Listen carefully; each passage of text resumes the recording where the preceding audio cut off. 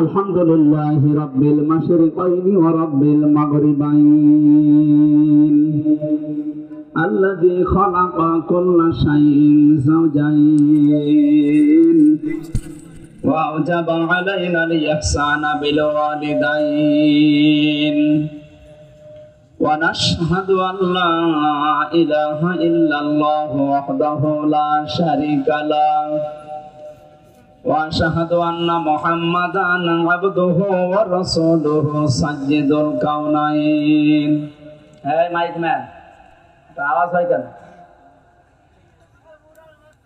सल्लल्लाहु अलैहि वअला आलिहि वसहाबिहि वअतबाइहि अजमाइन लैला व नहारन फित तरफाइन فقد قال الله تعالى في كلامه المجيد وبرهانه التوحيد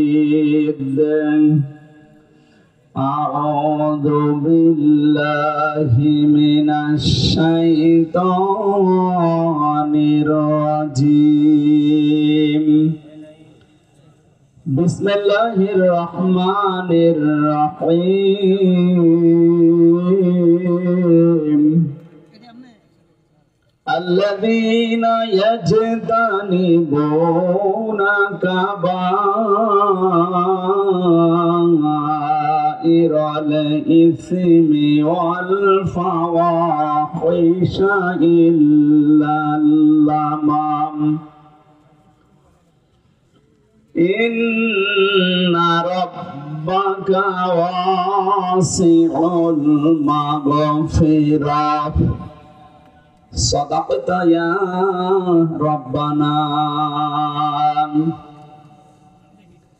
عن أبي سعيد الخدري رضي الله تعالى عنه قال قال النبي صلى الله عليه وسلم من رأى منكم منكرا فليغيره بيده فإن لم يستطع فبلسانه فإن لم يستطع فبقلبه وذلك أضعف الإيمان. رواه البخاري. وقال تعالى في شان حبيبي وما زادهم إلا إيمانا وتسليما. اللهم صل على محمد وآله وصحبه وبارك وسلم. আলহামদুলিল্লাহ। বাংলাদেশের ঐতিহ্যবাহী জেলা কুমিল্লা চান্দিনা থানার অন্তর্গত জিরো আইশ পূর্বপাড়া মাদ্রাসাতুল কোরআনের উদ্যোগে তাফসীরুল কোরআন মাহফিলের স্বনামধন্য সভাপতি বিশিষ্ট আলেমে দ্বীন মাওলানা আব্দুল বাতিন আতালাল্লাহু উমরাহু ওয়া বারাকাল্লাহু ফি হায়াতি, বলেন আমিন। মাহফিলের বিশেষ মেহমান হিসাবে এতক্ষণ আলোচনা রাখছিলেন আপনাদের এলাকার জামাই নাকি ইসলামিক চিন্তাবিদ, শিক্ষাবিদ, হাজারো আলেমের উস্তাদ মুহাদ্দিস মাওলানা ইমরানুল হক, ভারেল্লা কামিল মাদ্রাসা কুমিল্লা।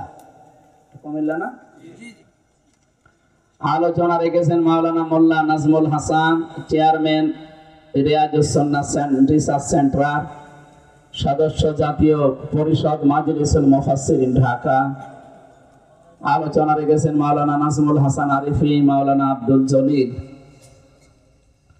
মঞ্চে বসা সম্মানিত ওলামা ইকরাম, বিশেষ করে শ্রদ্ধাভাজন বড় ভাই যার মাধ্যমে দাওয়াত নিয়েছি, প্রবাসে আছেন আপনাদের এলাকার সন্তান বড় ভাই জনায়েদ। এতক্ষণ আমার আগে যিনি কথা বলছিলেন আমার বিশ্ববিদ্যালয় কুষ্টিয়ার সাবেক কৃতি ছাত্র ডক্টর কুতুবউদ্দিন বখতিয়ার দামাত বারকাতুহুল আলিয়া। আপনাদের এলাকায় বাড়ি না? জনায়েদ ভাই না এটা? আপনি? আমি তো জেলে থাকাকালীন দাওয়াতটা নেওয়া, জনায়েদ ভাই ওখান থেকে আমার বাড়িতে যোগাযোগ করেছিল। এই মাহফিল আজকে দিনের বেলা কোথায়? সেই জামালপুর থেকেও 25 কিলোমিটার ভেতরে। এই জন্য রাস্তায় জামে পড়ি যে পা অ্যাক্সিডেন্ট করে এখন আমি পা সোজা করতে পর্যন্ত পারছি না।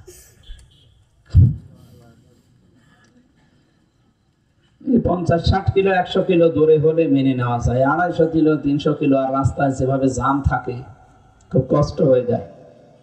মঞ্চে বসা ওলামা ইকরাম, সামনে বসা মুসলমান ভাইরা, পর্দার আড়ালের সম্মানিতা মা এবং বোনেরা, প্রাণপ্রিয় কুমিল্লাবাসী, আল্লাহর দরবারে শুকরিয়া জানাচ্ছি যিনি কোরআনে কারীম শোনার জন্য এই প্রচন্ড শীতের ভেতরে আজকের এই ময়দানে হাজির হওয়ার তৌফিক দিলেন। বলেন আলহামদুলিল্লাহ।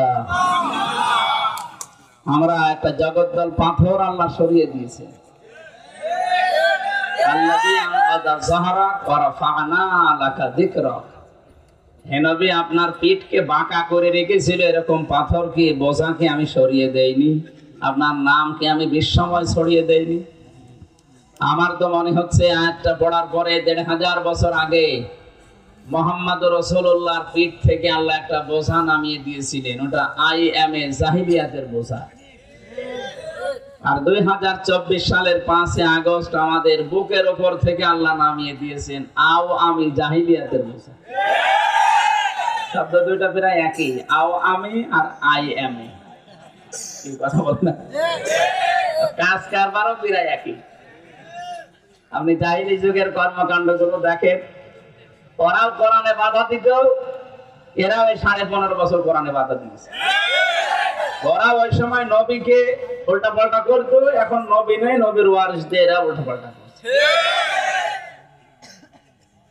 আমি আবু জাহেলের জীবনী পড়েছি। ও 14টা কাজ হাতে নিয়েছিল ও যতদিন দায়িত্বে ছিল। আর আমাদের যিনি পালিয়েছে, এটা আবু জাহেল বলা যাচ্ছে না কারণ এটা মহিলা, এটা আবু জাহেলের অন্য কিছু বলা যায়, স্ত্রী বলা যায়, কারণ এইরকম এইনি 15টা কাজ হাতে নিয়েছিল। সবচাইতে বড় মারাত্মক হচ্ছে আমাদের শিক্ষা ব্যবস্থায় হাত দেওয়া। এই দাদা বাবুদের কথা মতো একটা জাতিকে পুরা নষ্ট করার জন্য যে শিক্ষা ব্যবস্থা চালু করেছিল, যদি টিকে যেত পুরা জাতি নাস্তিক হয়ে যেত। আল্লাহ আমাদেরকে হাতে ধরে বাঁচিয়েছেন এই আওয়ামী জাহিলিয়াতের অন্ধকার থেকে।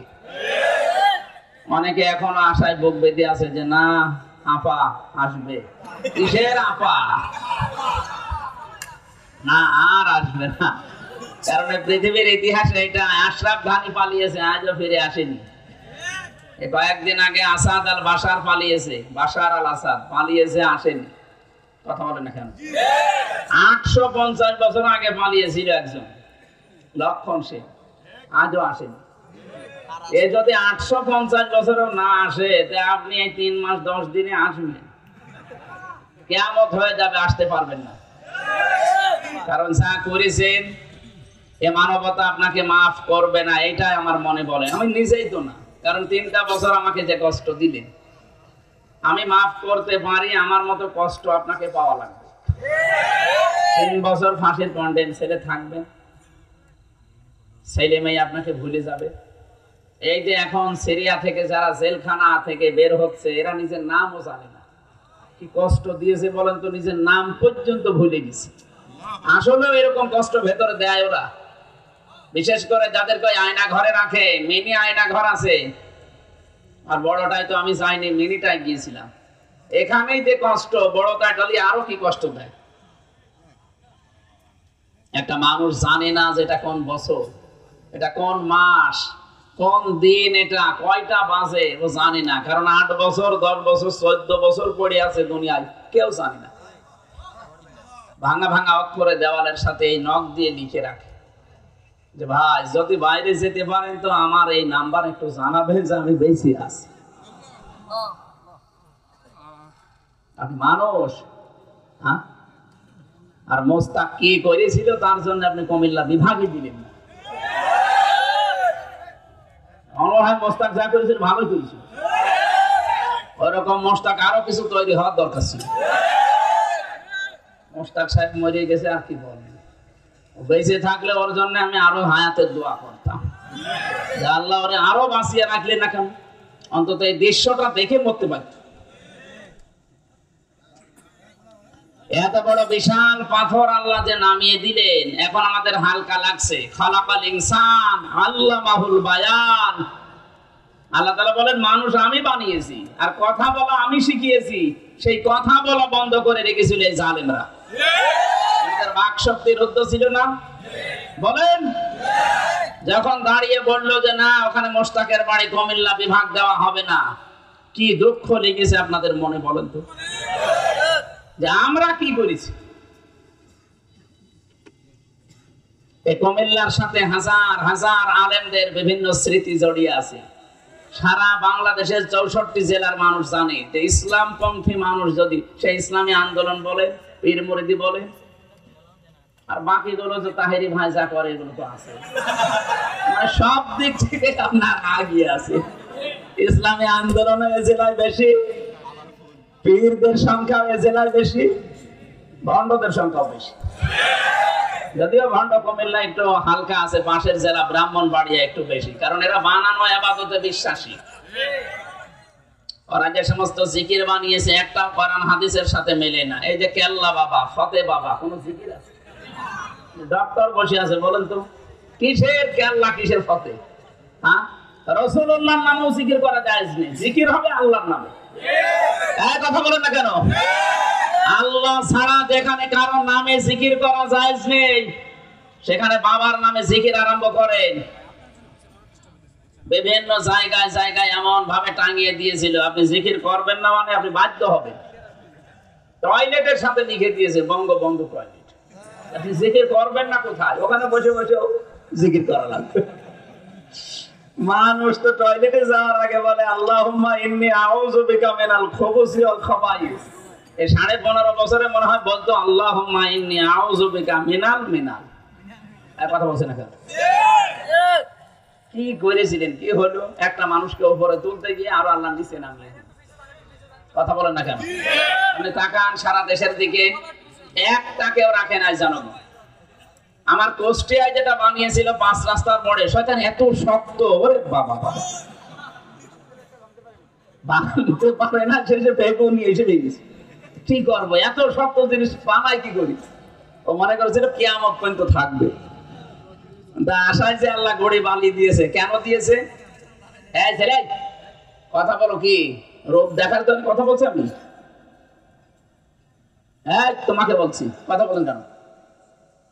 একদম নিস্তব্ধ হয়ে দিকে তাকান। আমার চেহারা খারাপ নাকি? যে হেঁটেছি তাই কি? যারা আমি সব খুলে বসছি, ভালো লাগবে। চেহারাটা আসলে একটু খারাপ হয়ে গেছে, রাত দিন নেই তো, প্রতিদিন 2টা 3টা, পরশু দিন ছিল 5টা। কত পারা যায় বলুন তো? একদিনে যদি 5টা 6টাও একটা যায়নি, সেটা চলবে রাত 4টা। কখন যাবো?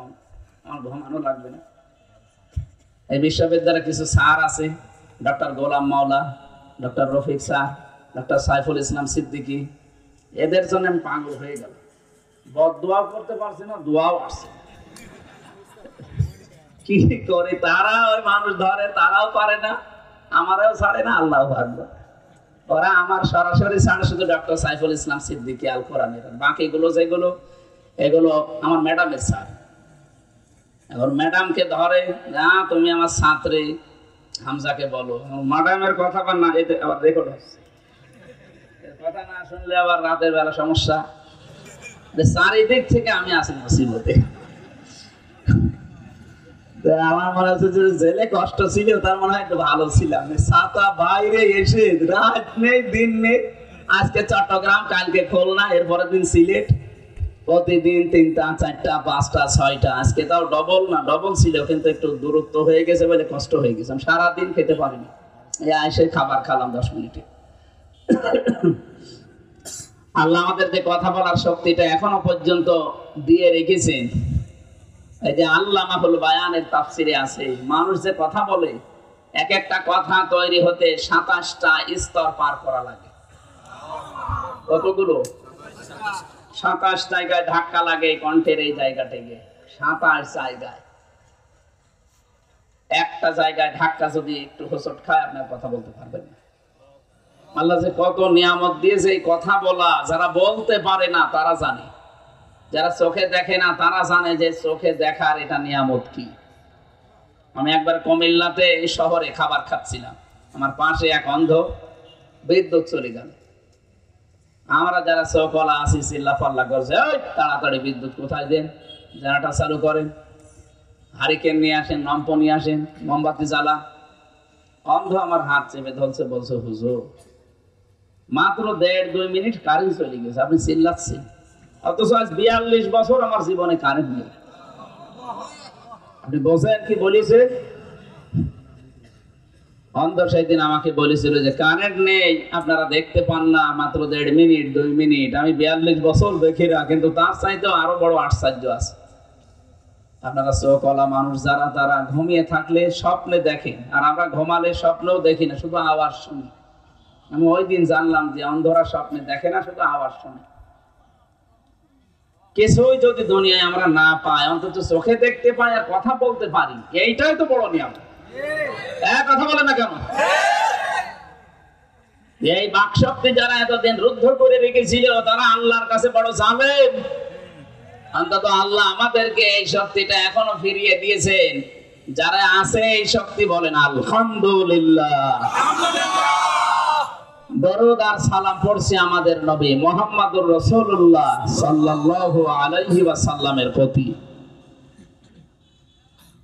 আমরা কোরআনে কারীম থেকে কথা শুনতে চাই এবং বলতে চাই। তাফসীরুল কোরআন মাহফিল লিখে দিয়েছেন, আমরা তাফসীর আকারে কথা বলবো ইনশাআল্লাহ।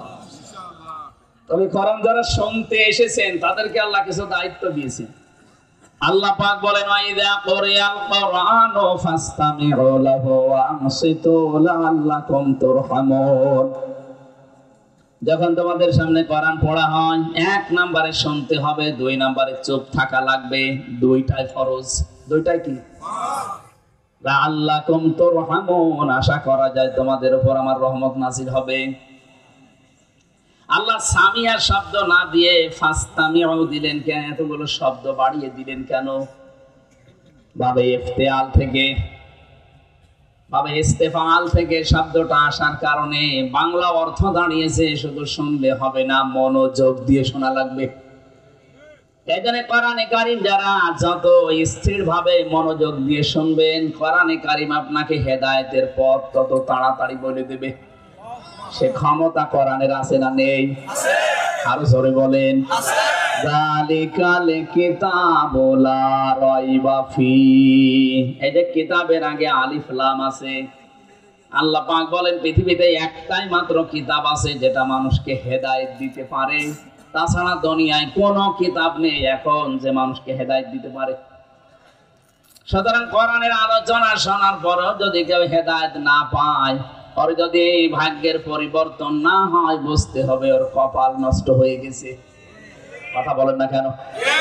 এই জন্য আমরা এমন অ্যাক্টিভ ভাবে শুনতে চাই এবং আমাদের মন তৈরি হওয়া লাগবে যে হ্যাঁ, এই আলোচনা আমার জন্যই, এই আলোচনা আমার জন্যই। আমি যে বলছি, আমাকে আল্লাহ কিছু দায়িত্ব দিয়েছেন। আল্লাহ পাক বলেন, কিতাবুন উনজিলা ইলাইকা ফালা ইয়াকুম ফি সাদরিকা হারাজুম মিনহু লিতুনযিরা বিহি ওয়া যিকরা লিল মুমিনিন। এই একটা কিতাব আপনার প্রতি আমি নাযিল করলাম। আমার উদ্দেশ্য হচ্ছে আপনি এটা দিয়ে মানুষদেরকে সতর্ক করবেন, কিন্তু সাবধান, এ সতর্ক করার সময় যেন আপনার মনের ভেতরে কোনো সংকীর্ণতা কাজ না করে। এখানে হারাজনের ব্যাখ্যা দুইটা। 1 নম্বরে ভালো করে শুনবেন, দ্বিধা, দ্বন্দ্ব, সংশয়, সন্দেহ, ভয়, ভীতি, এগুলো আপনার মনের ভেতরে যেন কাজ না করে, বিশেষ করে যখন কোরআন মানুষকে শোনাবেন। হারাজনের 1 নম্বর ব্যাখ্যা, নবী আপনি দেখবেন কোরআনে কারীমের ব্যাখ্যা বিশ্লেষণ যখন করবেন, এমন মানুষ আপনার সামনে বসে আছে যারা আল্লাহর বক্তব্য না বোঝার কারণে রাগ করতে পারে। এরকম মানুষ নেই? 2 নম্বরে আবহমান কাল থেকে এমন এমন নিয়ম নীতি দেশে ইসলাম মনে করে পালন করা হয় যেটা আসলে ইসলামে নেই। আপনি কোরআনে কারীমের সঠিক তাফসীর তুলে ধরলে ওইগুলো তো টিকবে না। কি কোরআনের সাথে জুলুম যাবে না, বেদাত যাবে না, শিরিক যাবে না, জুলুম যাবে না, এই কুফরি যাবে না। এগুলো যারা ব্যবসা করে খাচ্ছে, আপনি যখন কোরআনের তাফসীর করবেন ওগুলো তো সব অন্ধকার, এই অন্ধকার গুলো সব ঢেকে যাবে। ওই মানুষগুলো বাস্তবতায় জনগণ টের পাবে যে এটা জাতির সর্বনাশকারী। আজ যারা জিকির মিলিয়েছেন, আমি একটা উদাহরণ দিলাম, কেল্লা বাবা, ফতে বাবা, এটা ইসলাম না। এই নাম নিয়ে যারা বিভিন্ন দরবার তৈরি করে, মরা বাবা, জিন্দা বাবা, বিভিন্ন বাবার নাম নিয়ে ব্যবসা করে খাচ্ছেন, কোরআনের তাফসীর যদি করা হয়, সত্যি কথা বলেন, ওটা টিকবে? বলেন। তখন ওই মানুষগুলো আমাকে কি আল্লাহর ওলি ভাববে? বলবে এ তো সর্বনাশকারী। আপনি দেখবেন পৃথিবীতে 3টা প্রাণী আছে, এরা দিনের আলোতে বের হয় না, রাতের আধারে বের হয়। অন্ধকার যখন ছেয়ে যায় তখন তারা বের হয়। পেঁচা, বাদুড় আর চামচিকা। কথা বলেন। পেঁচা, বাদুড় আর চামচিকা, এই 3টা জিনিস আমরা দেখি, রাত যত গভীর হয় তত ওরা বের হয় আর মানুষের জিনিস নষ্ট করে। দিনের আলো, সূর্যের আলো ওদের ভালো লাগে না, রাতের আধার ভালো লাগে, অন্ধকার পছন্দ হয়, এজন্য ওদের নামও ওইরকম, পেঁচা, বাদুড়, চামচিকা। আমার মনে হয় একবার দেখলে আর একবার দেখতে মন চাবে। আপনি ভাবেন এবার, অন্ধকার যাদের ভালো লাগে তাদের দেখতে মনে চায় না। বাংলাদেশে যাদের কাছে শিরিক ভালো লাগে, কুফরি ভালো লাগে, জুলুম ভালো লাগে, বেদাত ভালো লাগে, এরাও তো অন্ধকার ভালো লাগে। এই জন্য এদের প্রতি আল্লাহর বান্দা যারা, তাদের ভেতর থেকে মায়া মহব্বত আল্লাহ তুলে নেয়। তাহিরি ভাই চেহারা যত সুন্দর হোক, আল্লাহর কসম যাদের ঈমান আছে ওর চেহারা দেখলে রাগ হবে, কারণ ইসলাম ধ্বংসকারী। এই কথা বলছেন। মানুষ মারা গেলে 3 দিন, 7 দিন, 40 দিন, 1 বছর বছর এই যে খানা করেন, এটা ইসলামে নেই। এখন এইটা করে যারা এতদিন আবাহমান কাল থেকে খেয়ে আসছে, কোরআন আর হাদিসের বর্ণনা বললে ওইটা তো টিকবে না, তখন ওই মানুষগুলো মন খারাপ করবে। কথা বলেন না কেন? বিবাহে বরযাত্রী যাওয়া জায়েজ নেই, ওলিমা করা জায়েজ আছে, অথচ এখানে হুজুর পর্যন্ত মনে হয় ওলিমা করেনি, বরযাত্রী খেয়েছে।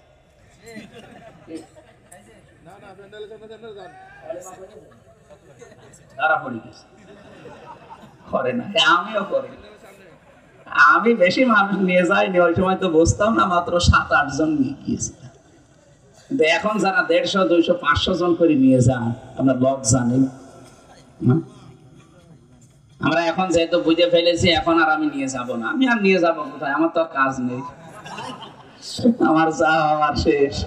আমার যেহেতু মেয়ে আছে 3টা, এই জন্য বলছি, কারণ ওলিমা তো আর মেয়ের বাড়ি হয় না, হয় ছেলের বাড়ি। আমার বেঁচে থাকা লাগবে না। না, আমি মাসলা বললাম ভাই, যারা এগুলো করছেন এটা ইসলামে নেই। এই এলাকায় আমি আছে কিনা জানি, বলতে আছে না, এটা ইসলাম না, এটা বন্ধ করা লাগবে। কেউ বরযাত্রী যাবেন না, দাওয়াত দিলেও কবুল করবেন না। হ্যাঁ বলেন, ওলিমার দাওয়াত দেন, আমি রাজি আছি। এই কথা বলছেন এখন যারা আশায় আছে যে না কালকেও তো বরযাত্রী দাওয়াত আছে, কি বলে কি, তখন ওর মন পাওয়া যাবে, তো এমনি রেগে যাবে। কথা বলেন ঠিক কিনা? এজন্য আমার বোঝানোর বিষয় ছিল, যারা অন্ধকার ভালোবাসে, এই বেদাত যেমন একটা অন্ধকার, শিরিক অন্ধকার, ইন্না শিরকা লা যুলমুন আযীম, বড় জুলুম এটা। কুফরি অন্ধকার, আর জুলুম তো অন্ধকার আছেই। আল্লাহ রাব্বুল আলামিন বলেন, হে নবী, আবাহমান কাল থেকে যারা ইবাদত মনে করে পালন করে আসে, আপনি যখন এই কোরআনের কথাগুলো বলবেন, ওগুলো তো টিকবে না, তখন ওদের মন খারাপ হবে। শুধু তা না, যারা আপনাকে নিয়ে এসেছিল সেই কুষ্টিয়া থেকে কুমিল্লায়, ওরা আপনার হাদিয়া তোফা বন্ধ করে দিতে পারে। কথা বলেন না কেন? দেয় দিক, তারপর আমার বলা লাগবে, কারণ আমি যদি না বলি এদের হক আদায় হবে না। কোরআনে কারীম থেকে যা পড়েছি, আমি যদি সত্যি ওইভাবে বলতে না পারি, আমি যেমন ধরা খাবো, কিয়ামতে আপনিও আমাকে আসামি বানাবেন যে আমি জানতাম না। এটা একটা ভুল কথা চালু করা আছে যে জানার নাম ইসলাম না, মানার নাম ইসলাম। এটা একটা শয়তান। আপনি যদি না জানেন তো কি মানবেন? কথা বলেন না কেন? এখানে যে প্রথম শব্দ আল্লাহ দিয়েছেন ইকরা, ইকরা মানে শুধু পড়ো না, ইকরা মানে জানো, ইকরা মানে পড়ো, ইকরা মানে বোঝো, ইকরা মানে পৌঁছাও। এটা 33টা অর্থ পেয়েছে এই শব্দটার। আপনাকে তো শুধু ইকরা মানে পড়া ধরে শেষ করলে হবে না, এটা বুঝতে হবে, এটা জানতে হবে। আপনি যদি না জানেন তাহলে আপনি মানবেন কি করে বলেন তো? এখান থেকে আমি বলতে পারি জানা এবং মানা দুইটার নাম ইসলাম। কেউ যদি কোনো বিষয় জানে কিন্তু মানে না, তার একটা গুনাহ হবে, কারণ তার জানার ফরজ আদায় হয়েছে, মানার ফরজ আদায় হয়নি, এজন্য গুনাহ হবে একটা। কিন্তু একটা লোক জানেও না মানেও না, তার গুনাহ হবে ডবল। আপনি জানেন না কেন? এটা আপনার অপরাধ। কথা বলেন না কেন? আপনি জানেন না কেন? এটা আপনার অপরাধ। আর আপনি মানেন না, এটা আরেকটা অপরাধ। সুতরাং যারা বলে যে আমি জানি না তাই মানি না, আবার গুনাহ কয়টা? আরো জোরে। পৃথিবীতে এরকম 3টা পাপ আছে, এই 3টা পাপের শাস্তিও হবে ডবল। আজকে আলেম আছে সভাপতি, সূরা ফুরকানের 68 নাম্বার আয়াতে আছে, ভালো করে মিলান তো কুমিল্লায় আছে কিনা? والذين لا يدعون مع الله إلها آخر, যারা আল্লাহকে ডাকে কিন্তু তার সাথে অন্য কাউকে ডাকে। এটা একটা উদাহরণে বললাম না, ইয়ালি বাবা, দয়াল বাবা, কেল্লা বাবা, ফতে বাবা যারা বলে, তারা আল্লাহর সাথে মাআল্লাহি ইলাহান আখার, আল্লাহকে ডাকার পাশাপাশি অন্য কাউকে যারা জুড়ে দেয় তাদের শাস্তি হবে কয়টা? অনেকে বলে নাম ধরেন কেন? আরে ভাই নাম না ধরলে তো বোঝেন না, এই জন্য তো তাহিরি ভাইয়ের নাম ধরা লাগছে। কথা বলছেন না কেন? সুতরাং উনি যা করছে যেটা ইসলাম নয়। আপনি যদি বুঝে করেন আর না বুঝে করেন, সত্যি কথা বলছে আপনার শাস্তি ডবল হবে। আজকে থেকে আল্লাহর সাথে আর কাউকে জোড়া যাবে না। আরো জোরে বলেন। 2 নম্বরে ولا يقتلون النفس التي حرم الله إلا بالحق, যারা এই পৃথিবীতে অন্যায় ভাবে মানুষকে হত্যা করে তাদের শাস্তি হবে ডবল। 2024 সালের 5 আগস্টের আগ পর্যন্ত এই দেশে এই 15.5 বছরে শুধু এই কয়েকদিনে জুলাই আগস্টে মারা গেছে 2732 জন মানুষ সরকারি জরিপে। আপনি একটারও প্রমাণ দিতে পারবেন যে আদালত কর্তৃক প্রমাণ করা আছে তাদেরকে ফাঁসি দাও, মেরে ফেলো? না, নেই। কেন মারলেন? শুধু অবৈধ ক্ষমতা টিকিয়ে রাখার জন্য আপনি এই কাজ করলেন। আল্লাহর কসম, আপনি মানুষ হত্যা করার কারণে শাস্তি আপনাকে ডবল পাওয়া লাগবে।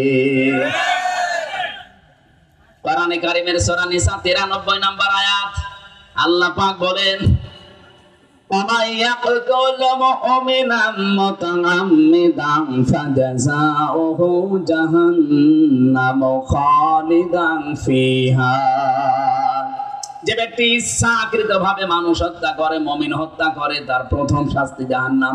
প্রথম পুরস্কার কি? জাহান্নাম। আর এখানে প্রশ্ন আসতে পারে, হুজুর জাহান্নামে যায় যাক, ও যেহেতু হাসি মানুষ, ঈমান আছে, কিছুদিন পরে বের হয়ে আসবে। কে বলেছে আপনাকে? শব্দটা দেখেন, ওমাই ইয়াকতুল মুমিনা মুতাআম্মিদান, ইচ্ছা করে যারা মারবে। শাপলা চত্বরে আপনি যা করেছেন ইচ্ছা করে, বেডিয়ার হত্যা করেছেন ইচ্ছা করে। 24 সালের 5 আগস্টে আমার সামনে 14 জন মারা গেল কুষ্টিয়ায় ইচ্ছা করে। আপনি না মানলেও পারতেন, পায়ে গুলি করেন না, আপনি বুকে গুলি করলেন। কারো কারো এই জায়গায় লাগিয়েছে, আমার সামনে। তাও শুধু কুষ্টিয়া না, সারা বাংলাদেশে 2732 জন মারা গেছে একেবারে সরকারি জরিপেটা। আরো তো অসংখ্য আছে। আর বাকি 2780 জন মানুষকে আপনি পঙ্গু করে দিয়েছেন। কারো হাত নেই, পা নেই, চোখ নেই, অন্ডকোষ উড়ে গেছে। এই মানুষগুলো তার পরিবারের কাছে, সমাজের কাছে, এই দেশের কাছে এখন বোঝা।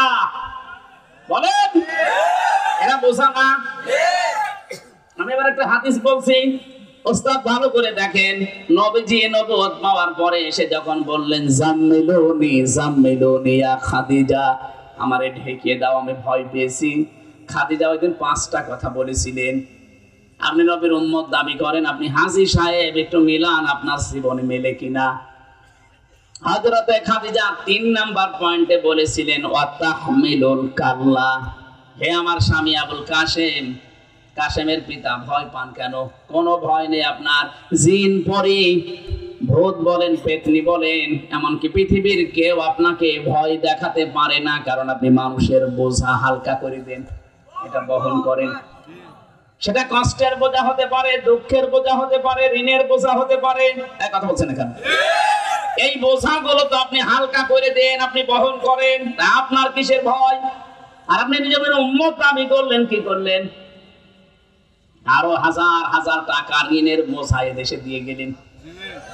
আপনার কারণে বললাম 2780 জন মানুষ তার পরিবারের কাছে, সমাজের কাছে, এই দেশের কাছে বোঝা হয়ে আছে। এরা বোঝা না, বলেন তো বোঝা না? নবীর কাজ ছিল বোঝা হালকা করা, আর আপনি নবীর উম্মত দাবি করে মানুষকে বোঝা চাপিয়ে দেন। কিসের উম্মত আপনি? খাদিজা 2 নম্বরে বলেছিলেন কাল্লা ওয়াল্লাহি লা ইউখজিকাল্লাহু আবাদান ইন্নাকা লা তাসিলুর রহিমা, ইন্নাকা লা তাসিলুর রহিমা, গ্যারান্টি দিয়েছেন 2 বার, ইন্নাকা লা তাসিলুর রহিমা, অবশ্যই হে নবী, অবশ্যই আপনি, হে আমার স্বামী, আপনি মানুষের রক্তের সম্পর্কগুলো ঠিক রাখেন। আপনি তো রক্তের সম্পর্কগুলো ছিন্ন করেন, আপনি ভয় পান কেন? পৃথিবীতে যারা মানুষের সম্পর্ক ঠিক রাখবে, বিশেষ করে রক্তের, তাদের কোনো ভয় নেই। আপনি রক্তের সম্পর্কগুলো অবশ্যই ছিন্ন করেছেন, এই জন্য ভয় পেয়ে পালিয়ে গেছেন। তাছাড়া রক্তের সম্পর্ক ঠিক রাখতে তো পালানোর কথা না। কথা বলছেন না কেন? কত রকমের সম্পর্ক আপনার সাথে সারা দেশের মানুষ দেখতাম, কেউ আপা বলতো, কেউ ভাবি বলতো, কেউ কন্যা বলে ডাকতো, মানুষ কন্যা। কন্যা, ভাবি, আপা, এগুলো সম্পর্ক না? কেন আপনি না বলে পালিয়ে গেলেন? বলে পালিয়ে গেলেন। এখন আবার চট্টগ্রামে 4-5 দিন শুনছি ওরা নাকি নিয়ে নেবে। কেন রে ভাই? যৌতুক নেবেন। আর মেয়ে তো পালিয়ে গেছে, যৌতুক কিসের? পালানো মেয়ের যৌতুক কিসের? বিয়েই তো আমরা মানি না। যদি 15.5 বছরে বলেছে না আমার স্বামী স্ত্রীর সম্পর্ক, কিন্তু আমরা তো মানি না, কারণ মেয়ে পালিয়ে গেছে। আগে ফেরত আসেন, বাবা মাকে রাজি করান, এরপরে বিয়ে। মানি না, আর বিয়ে হবে না, কারণ যার সাথে বিয়ে করার কথা তার ফুল হাতা, আর আমাদের হাফ হাতা। তার ফুল হাতা না, ফুল হাতার সাথে হাফ হাতার বিয়ে হয় কি করে? সুতরাং হবে না যতদিন পর্যন্ত দাদা হাফ হাতা না হবে। দাদা হাফ হাতা হবে না। সুতরাং বিয়ে আপনার সাথে যেহেতু কোরআনে কারিমের সূরা বাকারা 221 নম্বর আয়াতের মাঝের অংশে আছে, আল্লাহ বলেন মুশরিক পুরুষের সাথে মুমিন নারীর বিয়ে। এটা আমি বানালাম না। আলা তুনকিহুল মুশরিকিনা হাত্তা ইউমিনু। আপনি যদি বিয়ে করতে চান, কোরআনের এই আয়াত কেটে বাদ দিয়ে দেবেন, কারণ আপনি মুসলমান, একজন হাজী মানুষ। কোন মুশরিকের সাথে বিয়ে করা জায়েজ নেই। কথা বলেন ঠিক কিনা? প্রশ্ন আসতে পারে, না ওনার ছেলে বিয়ে দিয়েছে খ্রিস্টান, হোক, যেহেতু আহলে কিতাব বলে চালিয়ে দিয়েছে। হয়তো খ্রিস্টান, ইহুদি আহলে কিতাব হতে পারে, এই হিন্দুরা তো আহলে কিতাব না। এটা আপনি মিলাবেন কি দিয়ে? সুতরাং এই যৌতুকের নাম নিয়ে ফেনীর রাস্তা চিকন, ওরা বলছে ফেনীর রাস্তা রাখার সাথে যে চিকন আছে, শুধু কাট করে চট্টগ্রামের 5টা জেলা নিয়ে নেবেন। 5টা জেলা না, সাপ বলছে। আজকে মমতার বক্তব্য দেখেছেন সকালবেলা, নরম হয়ে গেছে। কয় আমরা তো ওদের বর্ডার বন্ধ করিনি, ওদের চিকিৎসা বন্ধ করিনি, ওরা আসে না কেন? আসবো মানে? আপনারা নিজেরাই ঘোষণা দিয়েছিলেন যে ওদের চিকিৎসা বন্ধ। ডাক্তার মোহাম্মদ ইউনূস একটা কাজ এর মাঝখানে করে ফেলেছে। 27টা দেশ, ইউরোপীয় ইউনিয়নের যত দেশ আছে সবগুলোর ভিসা এখন আর যাওয়া লাগবে না, ভারতে বাংলাদেশে পাওয়া যাবে। মাথা খারাপ হয়ে গেছে যে ইউনুস করলো কি, মাথা না, এটা একটা ম্যাগনেট। কথা বলে না, বলে না, এমন কথা বলবে, এমন কাজ করবেন, দাপিয়ে মরবেন। খালি একবার টাচ দিয়েছিল, এই দেশ যদি অস্থিতিশীল হয়, সেভেন সিস্টার থাকবে না।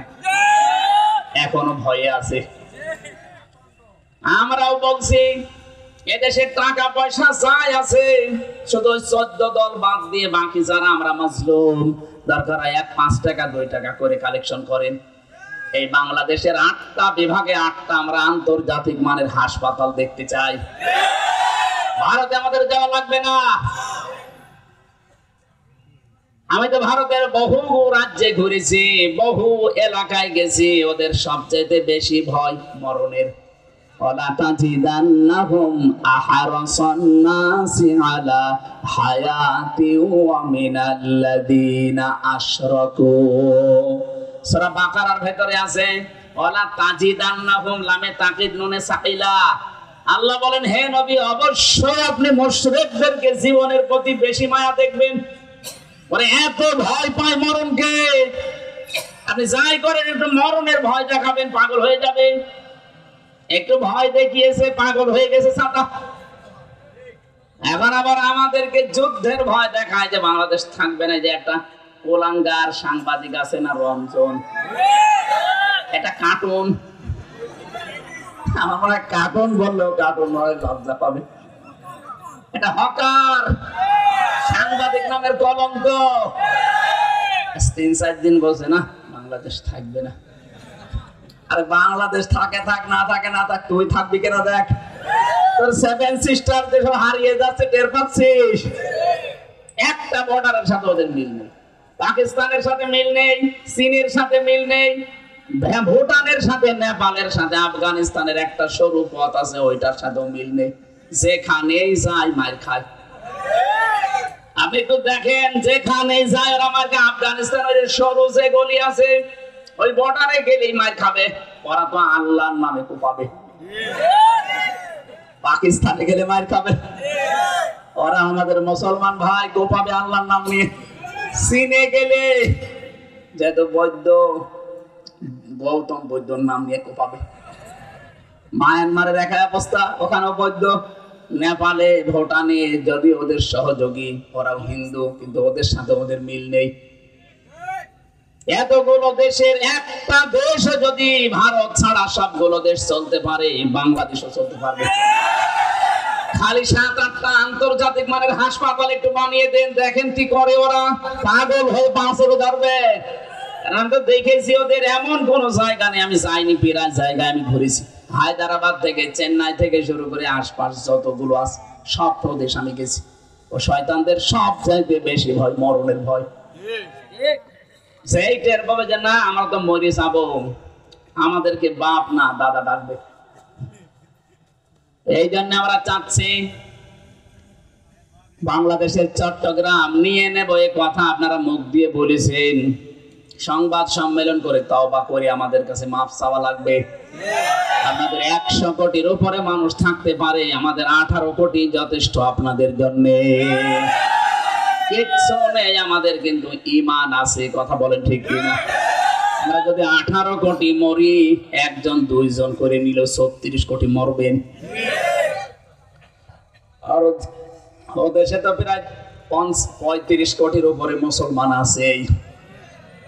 সংখ্যালঘু নির্যাতনের নাম দিয়ে তামাম দুনিয়ার মোড়লদেরকে জানান যে বাংলাদেশের সংখ্যালঘু নির্যাতন হয়। এত বড় মিথ্যা কথা বলেন কোন কারণে?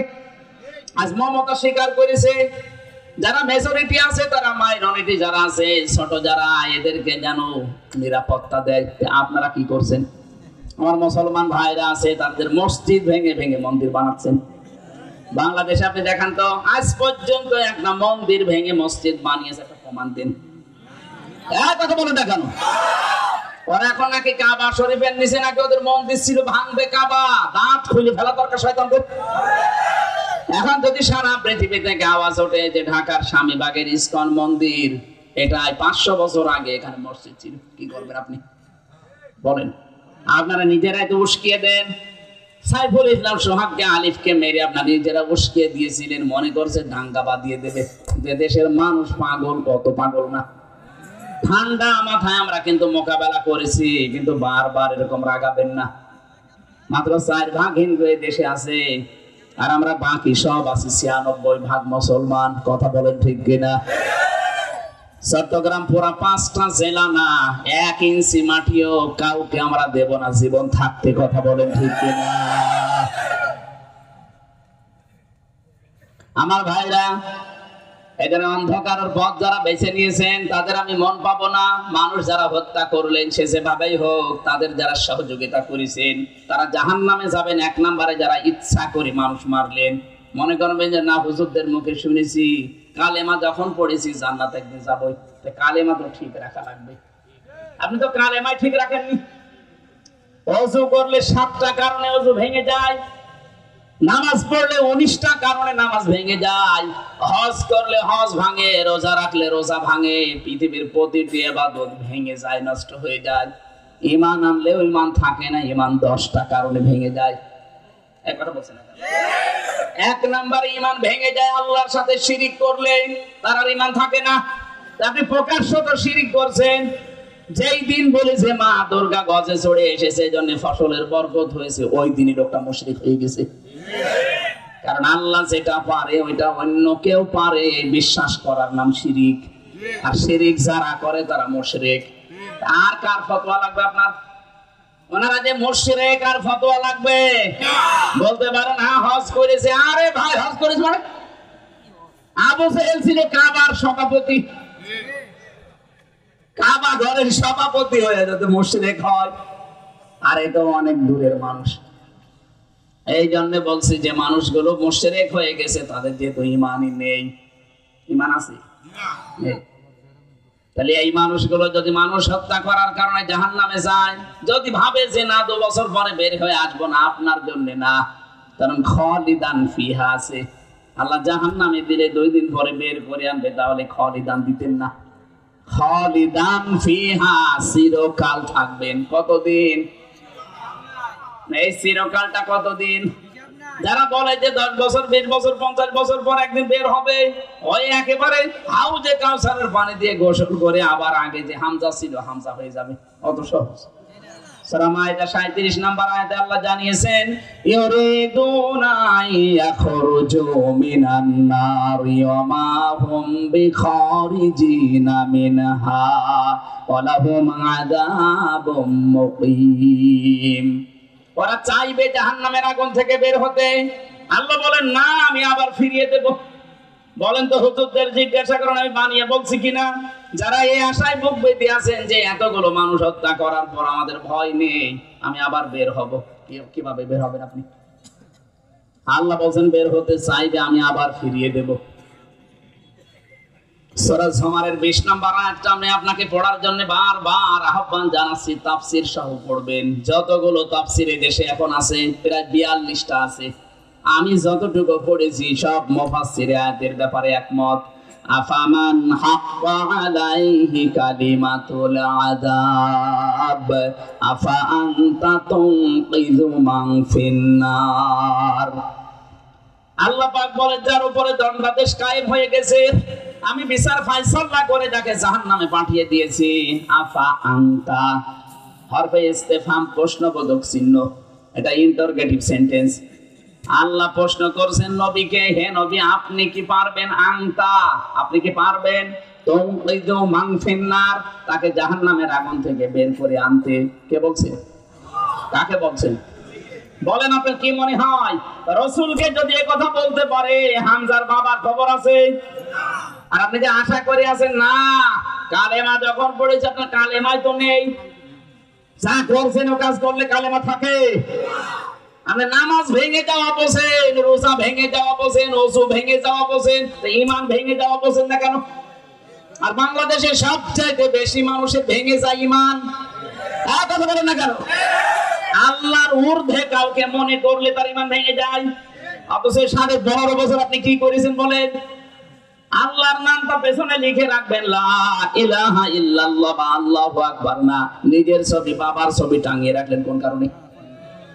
কোরআন বলছে কালিমাতুল্লাহি হিয়াল উলিয়া, আমার কালেমা উপরে থাকবে।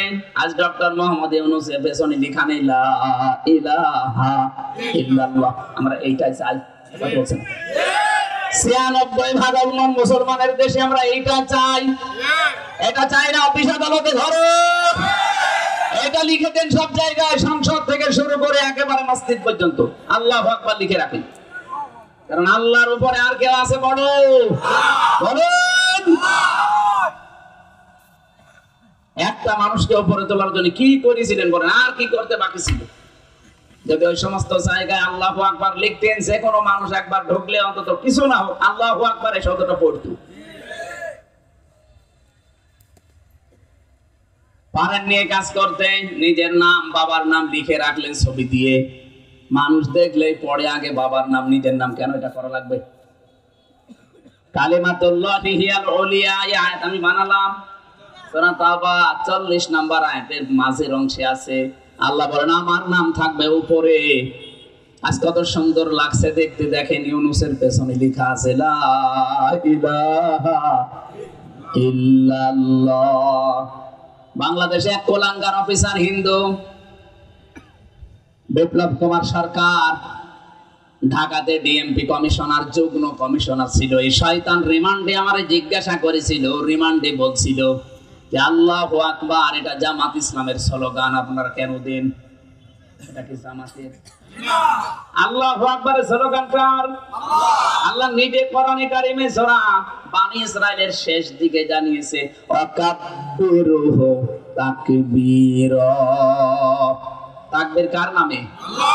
আরো জোরে বলেন। যারা আল্লাহু আকবার তাকবীর, এটা জামাত ইসলামের তাকবীর বলে চালিয়ে দেন। আমরা তাদের কাছে দেখাতে চাই সত্যি এই দেশে 96% মুসলমান, এখানে কোন তাকবীর চলবে না। কিসের জয় বাংলা, কিসের জয় শ্রীরাম, এখানে চলবে আল্লাহু আকবার। যেহেতু এখন সংশোধন আরম্ভ হয়েছে, সংবিধান সংশোধন চলছে, আমরা চাই সূরা ফুরকানের 74টা ধারা আছে, 73টা ধারা দিয়ে সংবিধান বানান, এই দেশ জান্নাত হয়ে যাবে। কারণ ফুরকান মানে সংবিধান। ফুরকান মানে কি বলেন? বলেন। আলেমদেরকে এখন ডাকতেছে, হ্যাঁ আলেমদের পরামর্শ নেন। আলেমরা যা বলছে এটা আপনার মানা লাগবে। কুমিল্লার একজন কৃতি সন্তান, তাকেও ডাক দিয়েছে সংবিধান সংস্কারের জন্য। মুফতি সাখাওয়াত হোসেন রাজি, কোন থানায় বাড়ি আমি জানি না, কুমিল্লা, আমার সাথে ছেলে ছিল। এবার লোককেও ডাক দিয়েছে। মুফতি আব্দুল মালিক জাতীয় মসজিদের খতিব, ওনাকেও ডাক দিয়েছে, কুমিল্লায় বাড়ি না। যাকে এই জেলার দুইজন আরো অন্যান্য জেলার যে আলেমগুলো ডাকতেছে, ডক্টর মোহাম্মদ ইউনূস, আলেমদের কথাগুলো শুনেন। ওনারা যদি বলে সূরা ফুরকান ৭৪টা আয়াত আছে, ৭৩টা ধারা, এই ধারাগুলো আর সংবিধানে সংস্কার করে লাগিয়ে দেন। ওই বছরে 50 বছর 60 বছর আগের ওটা বাদ দিয়ে দেন। দেখেন ১৫০০ বছর আগের সংবিধান চালু করেন, এই দেশটা একটা মিনি জান্নাত হয়ে যাবে। وَكَذَلِكَ أَنزَلْنَاهُ حُكْمًا عَرَبِيًّا। হে নবী, আপনার প্রতি আমি নাযিল করেছি হুকমান, সংবিধান। হুকমান মানে কি? আরবিয়্যা, আরবি ভাষায়। এজন্য সংস্কার যখন চলছে, আমরা চাই জয় বাংলা নয়, আমরা চাই 96% মুসলমানের দেশে আল্লাহু আকবার জাতীয় স্লোগান হোক। কথা বলুন, কারা চান এটা দেখে? লিল্লাহি তাকবীর।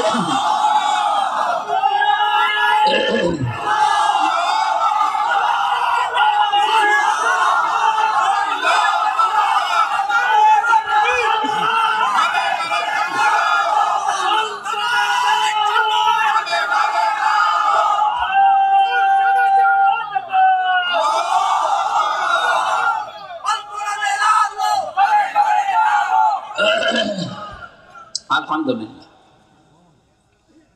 কোরআনে কারীম থেকে সূরা নজম 32 আয়াতের একটা আয়াতের 4 ভাগের 1 ভাগ পড়েছি।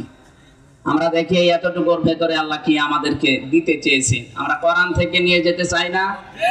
সূরা নজম, নজম মানে কি? হ্যাঁ, তারকা। আল্লাহ রাব্বুল আলামিন 62টা আয়াত দিয়েছেন, মাত্র এক আয়াতের প্রথম অংশটা পড়লাম। এই সূরার প্রথম দিকে আল্লাহ এত গ্যারান্টি দিয়েছেন কোরআন সম্পর্কে, মা ইয়ানতিকু আনিল হাওয়া ইন হুয়া ইল্লা ওয়াহয়ুন ইউহা। আল্লাহ পাক বলেন এই কোরআন এমন গ্যারান্টি যুক্ত কিতাব, আমার নবী এর ভেতরে কোনো কথা বানিয়ে ঢোকায়নি, নবী নিজের থেকে কোনো কথা বানিয়েও বলেনি। আমি যা বলতে বলেছি নবীজি তাই বলেছে। কোরআনে কারিমে তো অথেন্টিক কিতাব এই পৃথিবীতে একটাই মাত্র আছে। আমি যে জালিকাল কিতাবু লা রাইবা ফি বলেছিলাম, কিতাবের আগে আলিফ লাম দিয়ে আল্লাহ নির্ধারিত করে দিয়েছেন এই পৃথিবীতে আপনাকে পথ দেখানোর মতো একটাই মাত্র কিতাব এখন আছে। কোরআন শরীফ যদি কারো ভাগ্যের পরিবর্তন করতে না পারে, হেদায়েত দিতে না পারে, সেজন্য বুঝি নেয় যে তার কপালে হেদায়েত বলে আর কিছু নেই। ওয়ালাউ তাকাব্বালা আলাইনা বা'দাল আকাবিল লা আখাযনা মিনহু বিল ইয়ামিন সুম্মা লাকাতা'না মিনহুল ওয়াতিন ফামা মিনকুম মিন আহাদিন আনহু হাজিজিন। রব্বুল আলামিন বলেন, হে নবী, আমার কোরআনে যদি আপনি নিজের কোনো কথা আমার নামে চালিয়ে দিতেন, আমি কি করতাম জানেন? আমার নিজের হাত দিয়ে আপনার ডান হাত চেপে ধরতাম। হয়েছে না? না হয় লা আখাযনা মিনহু বিল ইয়ামিন। আল্লাহ বলেন আমি ধরতাম আমার ডান হাত দিয়ে। কেন আল্লাহর বাম হাত নেই? লা আখাযনা মিনহু বিল ইয়ামিন, বিমানে দ্বারা দিয়ে করতে আল্লাহ বলেন আমি ধরতাম আমার ডান হাত দিয়ে। আপনাকে ধরতাম না, আমার ডান হাত দিয়ে আমি আল্লাহ ধরতাম। বাংলা অর্থে যদি এই শব্দটা সংস্কার করা দরকার, আপনি একটু মিলাবেন, শব্দের দিকে মিলবে না। বাংলায় আমিও পড়েছি, লেখা আছে যে হে নবী আপনার ডান হাত চেপে ধরতাম, কণ্ঠনালী কেটে ফেলে দিতাম না। বাংলা আরবির সাথে মিলছে না। লা আখাযনা এখানে ফাইল সরাসরি আল্লাহ। আল্লাহ বলেন আমি ধরতাম। কি দিয়ে ধরতাম? মিনহু বিল ইয়ামিন, বিমানে দ্বারা দিয়ে আমার ডান হাত দিয়ে ধরতাম। প্রশ্ন আসতে পারে আল্লাহর বাম হাত আছে না নেই? মিনহু বিশ শিমাল দিলেন না কেন? যে আমি বাম হাত দিয়ে ধরতাম। আমরা আল্লাহর বান্দা যারা দুনিয়াতে আছি, সচরাচর যেটা বললে বুঝি বেশি, আল্লাহ ওই উদাহরণ দেখবেন কোরআনে দিয়েছেন। হ্যাঁ, আমরা বাম হাত দিয়ে আল্লাহ ধরতে পারতেন, কিন্তু আমরা দেখি আমাদের ডান হাতে শক্তি বেশি। কথা বলেন এখানে। আমাদের বোঝাতে চেয়েছেন দেখো আমি বাম হাত দিয়ে ধরলেও শক্ত করে ধরতে পারতাম, ডান হাতের কথা দিয়েছি এই কারণে যে আমার ধরা বড় শক্ত ধরা, আর আমি ধরলে তাকে আর ছুটে যাওয়ার কোনো সম্ভাবনা। এতটুকু আল্লাহ যদি শেষ করে দিতেন হয়ে যেত না। পরের শব্দ তো আরো কঠিন।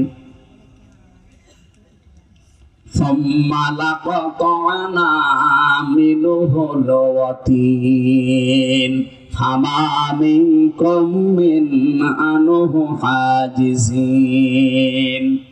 শুধুমাত্র ডান হাত দিয়ে আমি আল্লাহ চেপে ধরতাম না, কণ্ঠনালী যেটা দিয়ে কথা বলেন ওইটাও কেটে ফেলে দিতাম। আর এ ব্যাপারে আমাকে নিষেধ করার মতো কেউ সক্ষম ছিল না। কত শক্ত কথা দিয়েছেন! তাহলে মানে কোরআনে আল্লাহ যা দিয়েছেন সব তার নিজের কথা, এত নেই কারো কথা এর ভেতরে। বলেন বলেন। অথচ এই দেশে অনেক পাগল ছাগলকে আমরা বলতে শুনি লাকুম দীনুকুম ওয়ালিয়া দীন, রাহুল বুখারী। কথা আল্লাহর চালিয়ে দেয় নবীর নামে। এক কথা বলছেন নবীজিকে আল্লাহ যদি বলতে পারেন যে আপনি আমার নাম বাদ দিয়ে যদি নিজের নামে চালিয়ে দিতেন, আপনাকেও আমি ছাড়তাম না। আর যারা বুঝে করুক আর না বুঝে করুক এ কথা বলেন যে লাকুম দীনুকুম ওয়ালিয়া দীন, রাহুল বুখারী। বলেন তো আপনার কি কেটে ফেলা দরকার? হ্যাঁ, আপনার কি কেটে ফেলা দরকার? আপনি নিজেই বলেন। নবীকে আল্লাহ যদি আমাকে ধমক দিতে পারে যে আপনি কি। এই জন্য আমি আহ্বান জানাচ্ছি, যে সমস্ত অনুষ্ঠান বিভিন্ন রাজনৈতিক বলেন আর ধর্মীয় বলেন যারাই বক্তব্য দেন, কোরআন যদি শুদ্ধ করে পড়তে না পারেন, যদি সঠিক অর্থ বলতে না পারেন, আপনি আয়াত পড়বেন না। আন্দাজে আয়াত পড়েন, পুরাটাই ভুল, শেষে অর্থ পাল্টিয়ে যায়। আপনার দরকার কি? আপনি জেনারেল শিক্ষিত মানুষ, আপনি বাংলায় বলেন। এক কথা বলছেন না কেন? সেদিন পঞ্চগড় ঠাকুরগাঁও একজনকে পেয়েছিলাম, কলিল্লাহ কলিল্লাহ কলিল্লাহ, তারপর বলছে এমন ভাবে আয়াত পড়ছে মনে আছে নতুন জিবরাইল নাজিল করছে। ওনারে বললাম আপনি একটা বাংলা শিক্ষিত মানুষ, বাংলায় বলেন না ইংরেজিতে বলেন। আপনি আরবি পড়তে পারেন না শুদ্ধ করে, বাংলাও জানেন না বলতে, আপনি বলতে গেলেন কোন কারণে? এই যে বললেন যা অর্থ পাল্টিয়ে গেল। বলছে কুলিল্লাহুম্মা তুতিল মুলকা মান তিশা। তিশা মানে তিশা গাড়ি কমিল্লা না, ওই যে তিশা নায়িকা আছে আমার মনে হয়, ওর সাথে লাইন আছে। কুলিল্লাহুম্মা তুতিল মুলকা মান তাশা হবে, বলছে তিশা। এই কত জোরে টান দেওয়ার দরকার, কি পড়ছেন ভুল আর রেগে গেছে। হ্যাঁ হুজুর এত মানুষের সামনে। আরে ভাই আপনি কোরআনের আয়াত ভুল পড়বেন। কোরআনে অন্য কারো কথা যদি নবী নিজের নামে চালিয়ে দেয় তাই তার কণ্ঠনালী কেটে ফেলার কথা, আর আপনি বানিয়ে বানিয়ে বলবেন আর আমি কিছু বলবো না মানে।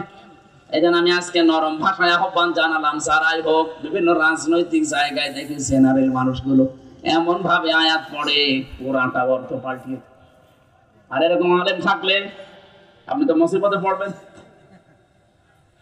বিশেষ করে কওমি মাদ্রাসার আলেম যারা, আর আলিয়া মাদ্রাসার বড় বড় যারা আলেম আছে, মুহাদ্দিস আছে, মুফাসসির আছে, এদের সামনে পড়লে আপনি ধরা খাবেন।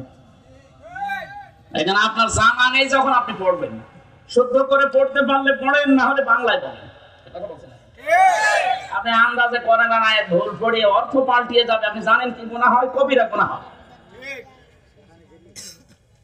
অর্থ পাল্টিয়ে এমন অর্থ করছেন যেটা আল্লাহ বলতেই চাননি। কুল হু আল্লাহু আহাদ আল্লাহুস সামাদ, সুয়াদ আছে। হে নবী আপনি বলেন আল্লাহ এক এবং তার কোনো অভাব নেই। কেউ যদি বলে আল্লাহুস সামাদ, সামাদ মানে যার অভাব আছে, খালি সিন জুড়ে দিলাম, কত অর্থ পাল্টিয়ে গেছে। ইদা জা নাসরুল্লাহি ওয়াল ফাত, এখানে সুয়াদ আছে। নসর মানে সাহায্য, আর নুন সিন র, নাসর মানে ঈগল পাখি। আকাশ পাতাল পাল্টিয়ে দেয়। একটা সূরা শুদ্ধ করে পড়তে পারে না, আর জনসভায় দাঁড়িয়ে কুলিল্লাহুম্মা তুতিল মুলকা মান তিশা তিশা তিশা, দাঁত খুলে ফেলার দরকার শয়তান। সাবধান করলাম আগামী থেকে এরকম উল্টা পাল্টা বকবেন না। না পারলে বাংলায় বলবেন, ইংরেজিতে বলবেন, কথা বলছেন না কেন? আপনি যে ভাষা পারেন সে ভাষায় বলেন। আপনি কোরআনের ভাষা পড়তে হলে শুদ্ধ করে পড়া লাগবে, কারণ প্রত্যেকটা অক্ষর দিয়ে আল্লাহ আমাদের নবীর নাম, মান, শান সব উপরে তুলে ধরেছেন। আলিফ দিয়ে আহমাদ, প্রশংসিত; বা দিয়ে বাশির, সুসংবাদদাতা; তা দিয়ে মুত্তাকি, তিনি ভয়, আল্লাহকে ভয়কারী, পরহেজগার। ৪ নম্বরে সা দিয়ে মুদাসসির, কম্বলওয়ালা; জিম দিয়ে জামিল, তিনি সুন্দর; হা দিয়ে হামিম, তিনি অন্তরঙ্গ বন্ধু; খ দিয়ে খাতামান নবিয়্যিন, তিনি শেষ নবী। এভাবে সর্বশেষ আল্লাহ ডাক দিয়েছেন ইয়া দিয়ে, ইয়াসিন, হে নেতা। সুবহানাল্লাহ বলতে পারেন না? আপনি সেই অক্ষরগুলো উচ্চারণ করতে পারেন না, আন্দাজে তিশা তিশা তাশা কি করেন?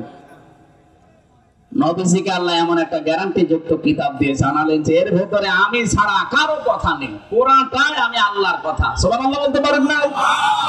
সেখান থেকে পড়েছি মাত্র একটা আয়াতের 4 ভাগের 1 ভাগ, 32 নম্বর আয়াত। কত? 32। আজকের আলোচনার বিষয় হচ্ছে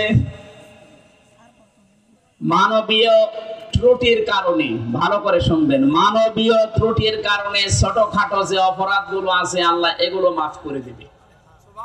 মানবীয় দুর্বলতার কারণে, ত্রুটির কারণে যে সমস্ত ছোটখাটো অপরাধ আছে আল্লাহ মাফ করে দেবে, কিন্তু 2টা অপরাধ আল্লাহ মাফ করবে না। একটা হচ্ছে বড় গুনাহ, যেটা কবিরা গুনাহ বলা হয়, আর একটা ফাওয়াহিশা, অশ্লীলতা, এটা আলাদাভাবে ওয়াদি আল্লাহ জানিয়েছে। এবার আসেন আমরা তাফসিরে যাচ্ছি। কি চলে যাবেন নাকি? একদম চলে যাচ্ছে না, চলে যাওয়া লাগবে না। আমার জেলে থাকা অবস্থায় প্রায় 8টা বই আমি রিপোর্ট করেছিলাম, তার ভেতরে 3টা লিখতে পেরেছি বাইরে এসে। আমার গাড়িতে পাওয়া যায়, যাওয়ার সময় শিক্ষিত মানুষরা নিয়ে যাবেন, অনেক তথ্য দিয়েছে ওর ভেতরে, সৃষ্টি জগৎ নিয়ে লিখেছি পুরাটা। গাড়িতে যাওয়ার সময় শিক্ষিত অবশ্যই আপনি নিয়েছে, একটু ঘরে রাখবেন, মাঝে মাঝে দেখে দেখে পড়বেন। আমারও লেখাটা একটু সার্থক হবে, আপনাদেরও জ্ঞান বাড়বে ইনশাআল্লাহ। আল্লাহ রাব্বুল আলামিনের আয়াতে ঢুকছি, এবার তেলাওয়াত করেন জবান খুলে। আউযু বিল্লাহি মিনাশ শাইতানির রাজিম, বিসমিল্লাহির রহমানির এতগুলো মানুষ তেলাওয়াত করছেন, মনে হচ্ছে রওশনের সাথে জবান খুলে পড়া যাচ্ছে না। আউযু বিল্লাহি মিনাশ শাইতানির রাজিম।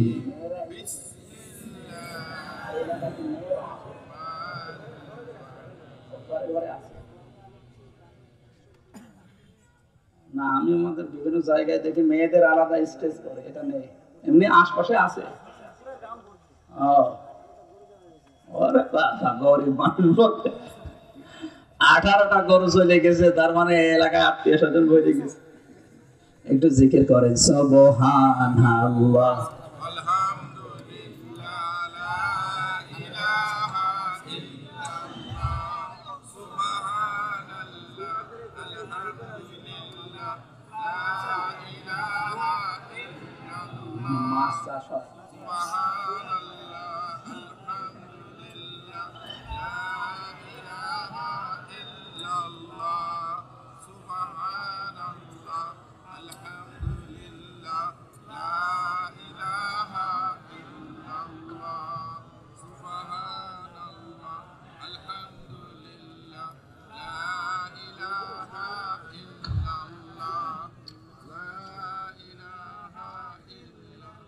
ভাই যে আরে জিকির করতো তো জীবন যায় যায় অবস্থা।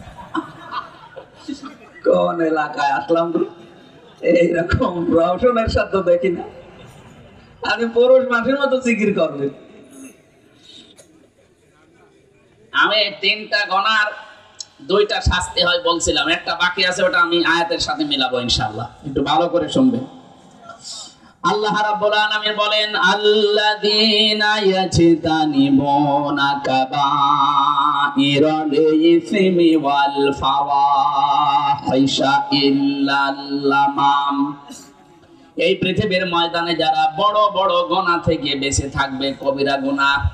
2 নম্বরে আলাদাভাবে আল্লাহ আরেকটা গুনার নাম দিয়েছেন আল ফাওয়াহিশা, অশ্লীলতা, বাহায়াপনা, অশ্লীলতা, এইটা থেকে যারা বেঁচে থাকবে ইল্লাল লামামা। আল্লাহ পাক বলেন মানবীয় ত্রুটির কারণে ছোটখাটো যে অপরাধ হবে এগুলো আমার আল্লাহ নিজেই মাফ করে দেবে। সুবহানাল্লাহ। ইন্না রাব্বাকা ওয়াসিউল মাগফিরা, আপনার রব বিশাল ক্ষমার পরিধি নিয়ে তিনি বসে আছেন। এবার আসেন আমরা আয়াতের ব্যাখ্যায় যাচ্ছি। আল্লাযীনা, যে বা যারা, ইয়াজতানিবুনা, এটা মোজারে, বর্তমান, ভবিষ্যৎ, প্রেজেন্ট, ফিউচার। ইয়াজতানিবুনা বহু বচন দিয়েছেন। আল্লাহ পাক বলেন যারা বেঁচে থাকবে, এখন থাকছে এবং ভবিষ্যতেও যারা থাকবে, কাবাইরাল ইসমি, বড় বড় গুনাহ থেকে, পাপ থেকে। বড় গুনাহ কয়টা? ইমাম আয-যাহাবী রাহমাতুল্লাহ আলাইহি তার কিতাবে লিখেছেন বড় গুনাহ ৭০টা। ইমাম আবু হানিফার একটা কিতাবে পেয়েছি বড় গুনাহ ৯৯টা। ইমাম আহমদ ইবনে হাম্বলের একটা কিতাবে পেয়েছি বড় গুনাহ ১২০টা। কোরআনে কারিমে পুরাটা পড়ে আমি বড় গুনাহ পেয়েছি ৫০০টা। একটা একটা করে আপনাকে এই গুনাহগুলো এখন বর্ণনা করে যদি সব বলা যায়, আপনাকে সবগুলো থেকে বেঁচে থাকা লাগবে। এর ভেতর আমার সবগুলো কম্পিউটার করা আছে, আমি সবগুলো বিভিন্ন জায়গা থেকে নোট করে করে মিলিয়েছি যে বড় গুনাহ ৭০টা, সর্বোচ্চ ৫০০টা। যদি আমরা এগুলো থেকে বেঁচে থাকতে পারি, আল্লাহ আমাদেরকে একটা গ্যারান্টি দিয়েছেন, ইন তাজতানিবু কাবাইরা মা তুনহাউনা আনহু নুকাফির আনকুম সাইয়্যাতিকুম ওয়া নুদখিলকুম মুদখালান কারীমা। আল্লাহ ইন দিয়েছেন, যদি তোমরা বেঁচে থাকতে পারো বড় বড় গুনাহ থেকে। বড় গুনাহ কয়টা বললাম? সর্বোচ্চ। আরো জোরে। ইমাম আয-যাহাবীর লেখা কিতাবে পেয়েছি কবিরা গুনাহ ৭০টা। কয়টা? আপনি ৭০টা ধরেন, ৫০০টা এখন বাদ দেন। এগুলো থেকে যদি সত্যি আমরা বেঁচে থাকতে পারি, এর ভেতরে আবার সব চাইতে বড় আছে ৭টা। কয়টা? আকবারুল কাবায়ের যেটা, এর ভেতরে আবার আরো বড় সব চাইতে আছে 3টা। আমরা এখন ৫০০টা, ১২০টা, ৯৯টা, ৭০টা, ৭টা, ৩টায় আসি।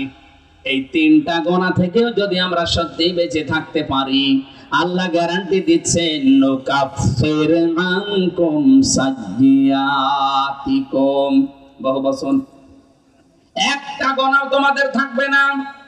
কাফারা ইউকাফিরু, আল্লাহ পাক বলেন পাল্টিয়ে দেবেন, পরিবর্তন করে দেবেন, ওটা ঢেকে ফেলবেন। কোন জায়গায় যদি আল্লাহ কোন গুনাহ মাফ করে দেয়, জায়গাটা আর ফাঁকা রাখে না, ওই জায়গাটা পুরো আল্লাহ নেকি দিয়ে পরিবর্তন করে দেয়। ফাউলাইকা ইউবাদদিলুল্লাহু সাইয়্যাতিহিম হাসানাত, দুইটাই বহু বচন। আল্লাহ পাক বলেন কোন মানুষ যদি তাওবা করার পরে ঈমান আনে আর যদি ভালো ভালো কাজের আঞ্জাম দেয়, সৎ আমল করে। এই দেশে একটা ভেজাল আছে, সৎ আমল মানে আমরা মনে করি নামাজ পড়া রোজা রাখা না, সত্য কথা বলা এটাও সৎ আমল। এক কথা বলেন না, ন্যায় বিচার প্রতিষ্ঠা করা এটাও সৎ আমল। এজন্য আমাদের আদম নবীকে যেদিন আল্লাহ ক্লাস নেয়, ওয়া আল্লামা আদামাল আসমা কুল্লাহা সুম্মা আরাদাহুম আলাল মালাইকা। এই যে আসমা কুল্লাহা, ইসমের বহু বচন আসমা, ভালো করে বুঝবেন, বিশেষ করে যারা জ্ঞানী মানুষ তাদের জন্য। আল্লাহ পাক বলেন আমি শিক্ষা দিয়েছি আদমকে বিভিন্ন জিনিসের নাম। আমরা অনেকেই মনে করি এ নাম মানে আলু, পটল, ঝিঙ্গা, ঝাল। হ্যাঁ, এইটা মনে করি তো অনেকে কোরআন শরীফের কাছে আমরা ভালোভাবে যেতে চাই না, যে আদমকে আমরা শিক্ষা দিয়েছি আলু, পটল, ভেঙে এই মাছ, এইগুলোর নাম না। আল্লাহ ক্লাস নিচ্ছেন নিজে, ছাত্র আমাদের মতো কি কে সরাসরি নবী, তা প্রথম মানুষ। একটু খেয়াল করে শোনেন, আল্লাহ নিজে ক্লাস নিচ্ছেন। ক্লাসের ছাত্রকে বলেন, বলেন, ক্লাস নিচ্ছেন কোথায়? জান্নাতে। কোথায় বলেন তো? জায়গাটা যেমন দামি, ছাত্র এরকম দামি, শিক্ষক এরকম দামি। ক্লাসকে উল্টা পাল্টা নিলে হবে? কি শিক্ষা নিচ্ছেন আপনি? আল্লাহ ওই দিন শিক্ষা দিয়েছিলেন সমস্ত ন্যায় এবং সমস্ত অন্যায়। তাফসীরে হাক্কানির ভেতরে পেয়েছি এই আল্লামা আদামাল আসমা কুল্লাহা, তাকে আল্লাহ সব শিক্ষা দিয়েছিলেন, মানে যত ন্যায় এবং অন্যায়ের যে বিষয়গুলো সব ওই এক ক্লাসে আল্লাহ সবগুলো তাকে শিখিয়ে দিয়েছেন। আমাদেরকে কিন্তু ওই শিক্ষা দেওয়া হয়নি, কিন্তু আমরা আদমের সন্তান। এই জন্য বংশ পরস্পরায় আদমের সন্তান হিসাবে বাবার কাছ থেকে আমরাও পেয়ে গেছি। লেখাপড়া আপনি না জানলেও কোনটা ন্যায় কোনটা অন্যায় আপনি জানেন। কোথায় পেলেন এই শিক্ষাটা? ওই যে জান্নাতে যে ক্লাসে শিক্ষা দিয়েছিল ওইটা আমরা পেয়েছি। কথা বলেন ঠিক কিনা? এই জন্য পৃথিবীর সবচাইতে বড় কাজ ন্যায় এবং অন্যায়, এই দুইটার পার্থক্য করে জীবন চালানো। এই দুইটা নেই, এই জন্যই তো এই পৃথিবী নষ্ট হয়ে যাচ্ছে। আগে আল্লাহ নবীকে আল্লাহ নামাজ দেননি, রোজা দেননি, হজ দেননি। সবচাইতে আগে আল্লাহ নবী ছিলেন সত্যবাদী এবং ন্যায়পরায়ণ। নবুয়ত পাওয়ার আগে তিনি সত্যবাদী, এই জন্য আলামিনা সাদিক বলে ডাকতো। কথা বলেন না কেন? নবুয়ত পাওয়ার আগে তিনি ন্যায় বিচারক ছিলেন, ন্যায় পরায়ণতা শিক্ষা দিয়েছেন জনগণকে। যে কাবার পাথর নিয়ে চার বংশের ভেতরে যে গন্ডগোল ছিল, আবাহমান কাল থেকে ওটা মিটিয়েছিলেন ন্যায় ভাবে। আল্লাহ রাব্বুল আলামিন বলেন আমার কোরআনে কারিমে আমি আল্লাহ তিনটা জিনিস দিয়ে সাজিয়ে দিয়েছি। এক নম্বরে সিদক ওয়া আদলা, সত্য এবং ন্যায়। দুই নম্বরে, এক নম্বরে সত্য যা দিয়েছি, দুই নম্বরে ন্যায়, তিন নম্বরে লা মুবাদদিলা লিকালিমাতি। কোনদিন আমার কোরআনের কোন কথা নড়ন চড়ন হবে না, পরিবর্তন হবে না। জোরে বলেন আল্লাহু আকবার। আমার ভাইরা, আমি যেটা বলতে চাই পর্যন্ত এসে, আমরা যদি সত্যি সালেহ মানে শুধু নামাজ, রোজা, হজ, যাকাত না মনে করে ন্যায় এবং অন্যায় এবং ন্যায় প্রতিষ্ঠিত করা, এটা যদি আজ বুঝতে পারতাম, তাহলে ঈমান আনার পাশাপাশি এই নেক কাজগুলো আমরা সব জায়গায় জারি করতে পারতাম। যেহেতু মনে করি নেক কাজ মানে শুধু নামাজ পড়া। একটা ডাক্তার, সেও নেক কাজ করতে পারে, তার রোগী এবং সে নিজ দুইজন মিলে। আপনি লিখেই রাখেন যে আমার কাছে আসতে হলে 1000 টাকা বিল, ওর রোগ যা আছে বিল দেখেই বেড়ে যাবে। কথা বলেন না কেন? কেন আপনি এই হিসাবটা করতে পারেন না, ওখানে ন্যায় নিষ্ঠা কায়েম করতে পারেন না যে সবার জন্য এক না? এমন রোগী যদি থাকেন যার সামর্থ্য নেই, না দিলেও চলবে, লিখে দিতে পারেন না? ডাক্তার মতিয়ার রহমান, ওনার চেম্বারে আমি যে দেখেছি লেখা আছে বিল 300 টাকা, যদি সামর্থ্য না থাকে না দিলেও চলবে। এটা দেখে আমার মনে হয় রোগীর রোগ অর্ধেক ভালো হয়ে যাওয়ার কথা। আর আপনি প্রথমবারে 1000, পরের বার আসলে আরো 200 বেশি, ওর রোগ যা ছিল আরো বেড়ে যাবে। আপনি ইনসাফ কেন করতে পারেন না? প্রত্যেক জায়গায় এরকম নেক কাজ আছে, কথা বলেন ঠিক কিনা? আদালতে আছে, প্রশাসনে আছে, শিক্ষা ব্যবস্থায় আছে, অফিস আদালতে আছে, সব জায়গায় এই ন্যায় ন্যায় ন্যায়। এখানে নামাজি, রোজাদার, হজকারী, পর্দাকারী এদেরকে আল্লাহ আরশের তলায় ছায়া দেবেন। আল্লাহ বলেননি? প্রথমেই বলেছেন তাদেরকে দেব যারা ন্যায় বিচারক বাদশা। কথা বলেন না কেন? আলে ইমামুল আদিল হওয়া লাগবে সব জায়গায়। আমরা যদি সত্যি আজকে ভালো ভালো কাজ করার আগে চিন্তা করে যে না আমি খারাপ কাজের বান্দা আগে দেব, খারাপ কাজের বান্দা যদি দিতে পারি তাহলে তো ভালো কাজ আমার এখন আর যতটুকু আছে এটাই যথেষ্ট।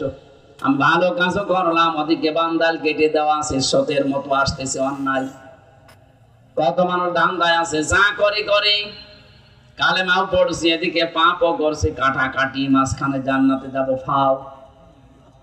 কুষ্টিয়ার বড় বাজারে ওই 16 সালের এক ঘটনা। একজন বসে বসে শুধু জিকির করছে। জিজ্ঞাসা করলাম, দাদা সব সময় মসজিদে দেখি, কি করেন আপনি? তখন কোনো কাজ নেই। কাজ নেই, শহরে থাকতে পারে তো খাওয়া লাগে, কি খান? আমার বাবার জমি ছিল, বিক্রি করে ব্যাংকে রেখে দিয়েছি, ওখান থেকে টাকা আসে, ওই টাকা তুলি আর খাই আর আল্লাহ আল্লাহ করি।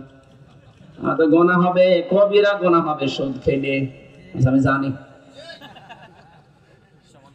সুদ খেলে কবিরা গোনা হয় আমি জানি, এই জন্য টাকা আমার নামে না, টাকা আমার বোন নামে। কত সালা, বোর নামে টাকা রেখে দিয়েছে, গোনা হলে ওর হবে। এরপরও যদি আল্লাহ গোনা দেয়, যে জিকির করি, এই জিকির আর ওই গোনা কাটাকাটি, মাঝখানে জান্নাতে যাব ফাও। এই ধান্দা এদেশে 100 জনের 98 জন আছে, কথা বলেন ঠিক কিনা? না, আপনাকে আগে বাধাল দেওয়া লাগবে, আগে প্রতিবন্ধকতা সৃষ্টি করা লাগবে। গোনার কাছে আমি যাব না। আল্লাহ পাক বলেন বড় বড় গোনা থেকে যদি সত্যি বেঁচে থাকতে পারো, বিশেষ করে ফাহিশা, এটা আলাদাভাবে বললাম কেন? কারণ যত গোনার মূল কিন্তু এই ফাহিশা কাজ। অথচ আজকে এটার জন্য প্রতিযোগিতা হয়, অশ্লীলতা ফাহিশা কাজের জন্য দেশে প্রতিযোগিতা হয়।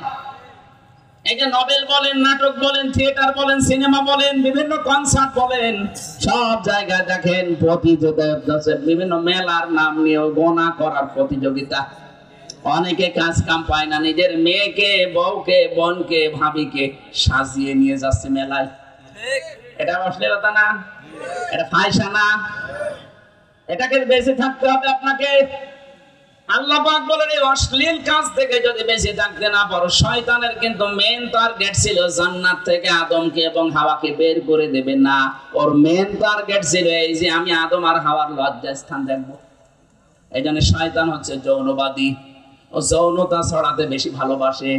আজ যারা নিজেদের বউ দিয়ে, মেয়ে দিয়ে যৌনতা ছড়ান, আল্লাহর কসম আপনার আর শয়তানের ভেতরে কোনো পার্থক্য নেই। আপনার নিজের বউ সুন্দর, মেয়ে সুন্দর, হ্যাঁ, মেয়ে আপনার জামার জন্য, বউ আপনার জন্য। আমাদের পূর্বপুরুষদের দিকে তাকান, তাদের মেয়েরা, বউরা কম সুন্দর ছিলেন না। বিশ্বনবী মুহাম্মদ রাসূলুল্লাহর ছোট মেয়ে পৃথিবীর বিশ্ব সুন্দরের তালিকায় সে। তারপরেও তিনি স্বামীকে বলতেন, স্বামী মারা যাওয়ার পরে বেশি মানুষ ডাকবা না, তাড়াতাড়ি মাটি দিয়ে দিবা, মানুষ যেন অন্তত উপর থেকে বুঝতে না পারে নবীর মেয়ে এরকম মোটা ছিল, এরকম চিকন ছিল। কি লক্ষ্য করেন, কি চিন্তা করেছেন তারা? আর আজ আপনি পৃথিবীতে নিজের সৌন্দর্য প্রদর্শন করার জন্য প্রতিযোগিতা করেন। এটা যদি প্রদর্শন করার বিষয় হতো, মা হাওয়া আলাইহিস সালাম পৃথিবীর শ্রেষ্ঠ সুন্দরী ছিল, তিনি আপনাকে মানুষকে দেখিয়ে বেড়াতে। কথা বলেন না কেন? সুতরাং যাদের বউ, মেয়ে, যাদের বেটার বউ, যাদের বোন এভাবে বেপরদায় চলে, বুঝবেন একজন মহিলা বেপরদায় চলার কারণে যদি জাহান্নামে যায়, 4 জন পুরুষ মানুষ সাথে নেবে। বাবাকে, বড় ভাইকে, স্বামীকে আর বড় ছেলেকে। এক একজন যদি 4 জন করে নিয়ে যায়, তা আমরা যাবো মনে হয় কোথায়? মেয়েরা যারা এসেছেন বিভিন্ন জায়গায়, কান খাড়া করে শোনেন। আল্লাহ পাক বলেন, করোনা ফি বুয়ুতিকুন্না ওয়ালা তাবাররাজনা তাবাররুজাল জাহিলিয়াতিল উলা। রব্বুল আলামিন বলেন, হে মেয়েরা, ঘরের পরিবেশে থাকবে, বাইরে যখন যাবে রূপ সৌন্দর্য প্রদর্শন করে বের হবে না। এখানে তাবাররুজের অর্থ তাফসিরে খাজেরের ভেতরে আছে 3টা। 1 নম্বরে মেয়েরা যখন রাস্তাঘাটে আসে তখন ওদের পোশাক হয়ে যায় 8-60 ছোটখাটো। এই জন্য মেয়েদের চোস্পায় জামা পরা জায়েজ নেই। অথচ স্কুল থেকে শুরু করে বিশ্ববিদ্যালয় পর্যন্ত মেয়েরা পড়ছে, যারা সব মুসলমানের মেয়েরা, কি পোশাক পরে যায় তারা। একটা যুবতী মেয়ে 20 বছর, 22 বছর, 25 বছর বয়স, বুকে কোনো ওড়না নেই, স্ক্যান টাইট প্যান্ট পরা, গেঞ্জি গায়ে দিয়ে বাস থেকে নামতেছে। বলেন তো কেমন লাগে? বলেন কেমন লাগে দেখতে? আমার বিশ্ববিদ্যালয়ে এরকম মেয়েরা যখন আসে দেখতাম, বাসওয়ালা যখন বাস নিয়ে যাচ্ছে বলে, মামা বাস দাঁড়িয়ে গেছে। উনি উঠে বসেছে সামনে, মামা ওর দিকে তার অ্যাক্সিডেন্ট করেছে। মামা যে তাকাবে সামনে না, ও মামির দিকে তাকিয়ে মামা শেষ। আমি একবার যশোরে মাহফিলে গিয়েছিলাম, যশোরে পালবাড়ি, তখন বাসে যেতাম। ওই সময় যে নেমে কেবল দাঁড়িয়েছি আর দেখি মিছিল আসতেছে, এটা মানে 14 সালের দিকে হবে। তখন আমি কেবল মাস্টার্সে উঠলাম। ওই সময় দেখে MM কলেজের মেয়েরা, কারো 20 বছর, 22 বছর এরকম বয়স, বুকে কোনো ওড়না নেই, হাতে একটা ব্যানার আর এক হাতে ইফটিজিং এর বিরুদ্ধে ডাইরেক্ট অ্যাকশন। চিন্তা করলাম, পুলিশ যদি আশপাশে থাকে, না জানি কোন কোন সালের আসামি বলে চালিয়ে দেয়। ঢোকলাম চার দোকানে, দেখে দেখে আমার পাশে এক পুলিশ। আরে ভাই, আপনার যন্ত্রণায় আসলাম আর আপনি আমার সামনে। হুজুরে যে মিছিল আসতেছে, একটা কথা বলবো, বলেন। ওরা যে বলছে ইফটিজিং এর বাইরে ডাইরেক্ট অ্যাকশন, যা দেখছি মনে হয় ইফটিজিং আমি আগে করি, কারণ যে জিনিস দেখছি আমি করব কি? ঠিকই বলিস। কি মেয়েরা যারা এসেছেন, পোশাক আশাক আগে 4 পিস, এরপরে 3 পিস, এরপরে 2 পিস, এখন 1 পিস চলছে। কয়েকদিন পরে দেখবেন নেই পিস। বলবে যে আল্লাহ যে পোশাক দিয়েছে, ও ছাড়া আমরা পোশাক মানি না।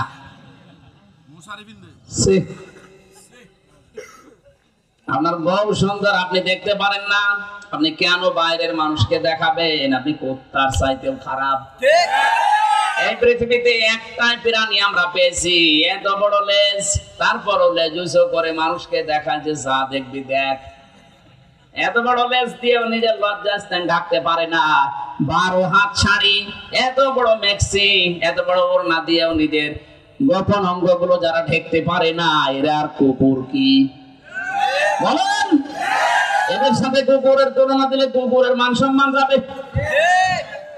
এখানে তাবাররুজের প্রথম অর্থ, মেয়েরা রাস্তাঘাটে আসলে ওদের পোশাক 8-60 হয়ে যাবে, এটা জায়েজ নেই। হ্যাঁ, আপনি 8-60 পোশাক পরবেন না তা বলছে না, পরবেন আপনার স্বামীর সামনে। স্বামী যদি পছন্দ করে যে আপনার ব্লাউজে এর হাতা থাকবে না, কোনো ব্যাপার না, দরকার ব্লাউজ গায়ে দেওয়ার দরকার নেই, কি কোনো অসুবিধা নেই।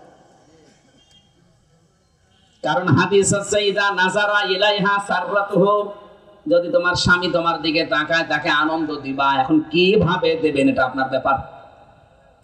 আপনি যদি তাকে হাসি খুশি দিয়ে, কোন স্ত্রী যদি স্বামীকে দেখাতে আনন্দ দিতে গিয়ে হাসে, সেই কয়টা দাঁত বের হবে, ওই কয়টা নফল নামাজের হজের সওয়াব পাবে। 6টা দাঁতের কথা তিরমিজি শরীফে আছে, নবীজি বলেন যদি 6টা দাঁত বের হয়ে যায়, তে 6টা নফল হজের সওয়াব পাবেন। এত সুবহানাল্লাহ বললেও সমস্যা, বাড়ি যেয়ে দেখবেন 32টা খেলিয়ে পড়ে আছে। কি গো, যে হুজুর বলল যে এই কয়টা দাঁত দেখবেন, ওই কয়টা হজ দেখেন।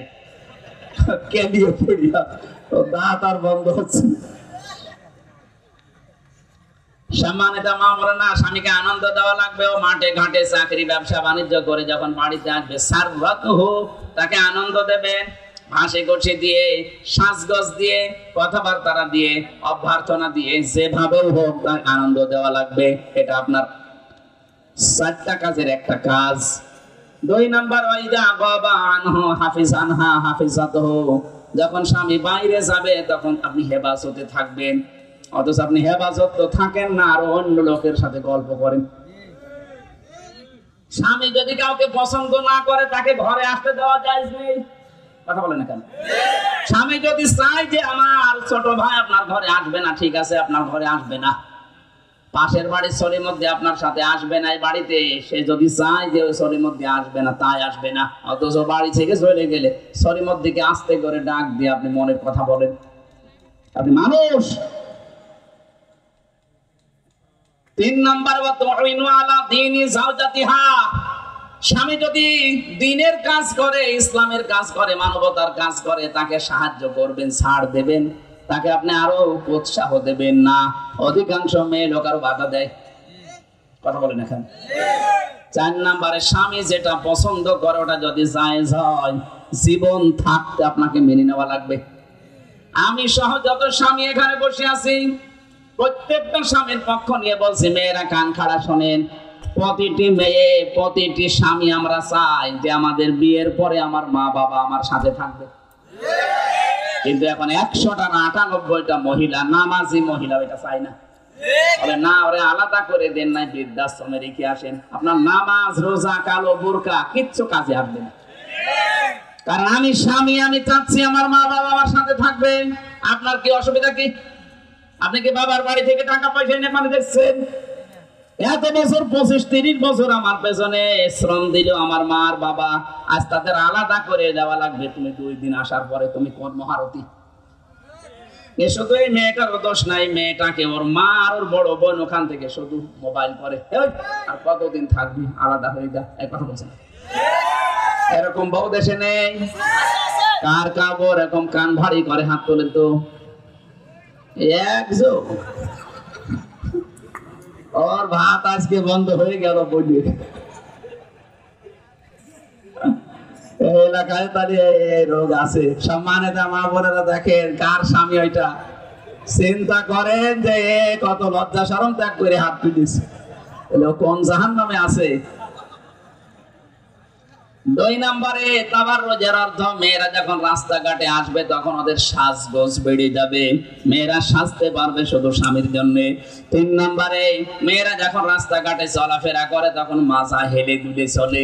তাবাররুজের 3টার একটাও যদি পাওয়া যায়, জান্নাতের ঘ্রাণ পর্যন্ত মেয়েরা পাবে না। বলেন নাউজুবিল্লাহ। কথা বললেই মেয়ে লোকের রাগ হয়ে যায়। হ্যাঁ হুজুর আমার বিরুদ্ধে বলে, আরে ভাই আপনাকে আমি বাঁচাতে চাই। আমি কোরআনের চোখ, হাদিসের চোখ লাগিয়ে দেখতে পাচ্ছি আপনি জাহান্নামে যাচ্ছেন। কথা বলেন না কেন? আমি চাই আপনি বেঁচে যান। এই জন্য ফাওয়াহিশা আল্লাহ আলাদা করে দিয়েছে। আর ফাওয়াহিশা বলতে আমি বুঝি অশ্লীলতা পুরুষ মানুষের চাইতে মহিলারা বেশি ছড়ায়। এই জন্য চুরি